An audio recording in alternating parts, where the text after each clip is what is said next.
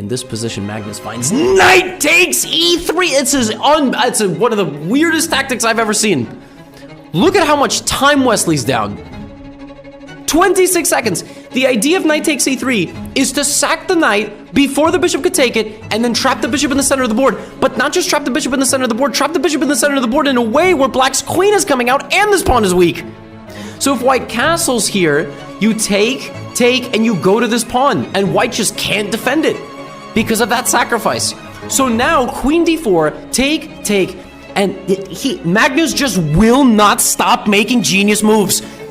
Queen d4, right? No, you take my queen, c5. c5 is genius stuff, If title players watch this, they might go, oh, well, c5's obvious.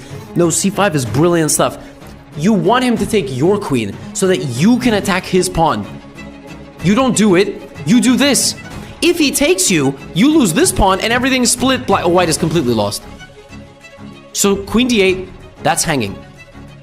The knight undevelops itself. Look at this, 8 seconds on the clock. I mean, this is what Magnus does to some of the best players in the world. And I understand if you gotta play 3 hours of blitz, you're gonna get tilted. I get it. Okay, nobody wants to play 3. Can you imagine losing a lot of games in a row and still having to play 2 more hours? You'd break things, okay? Look at this. Knight g4 creates a threat and attacks the pawn on e3. The king moves bishop f5, creates a threat by threatening this and this. White goes here to try to get in the way. To try to undermine white's control of the d5 square, Magnus immediately plays b5, which simultaneously puts pressure on this and removes the control of the d5 square.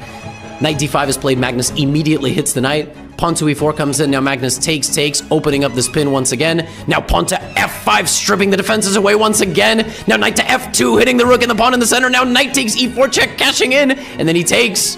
Knight c7, rook to d1. You can take my rook. He gives away a full rook, because if you take it, you can't stop my pawn. Bishop f7, nothing can move in the position. If knight to b3 is played, I play pawn to e2 and pawn to e1. There's just nothing you can do. And in this position, Wesley So resigned.